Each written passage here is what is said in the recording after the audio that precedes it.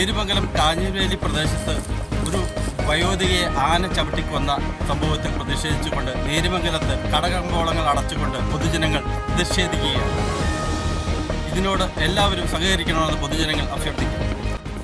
ഇന്ന് രാവിലെ നേരിമംഗലം കാഞ്ഞിരവേലിയിൽ കാട്ടാന ആക്രമണത്തിൽ മരണപ്പെട്ട ഇന്ദിര എന്ന വയോധികയുടെ മരണത്തിൽ ദുഃഖം രേഖപ്പെടുത്തിക്കൊണ്ട് നേരിമംഗലം ഗ്രാമത്തിൽ ഇന്ന് 2 മണി മുതൽ കടകമ്പോളങ്ങൾ അടച്ചിട്ടുകൊണ്ട് ദുഃഖം രേഖപ്പെടുത്തുന്നതിന് നാട്ടുകാർ തീരുമാനിച്ചിരിക്കുകയാണ്.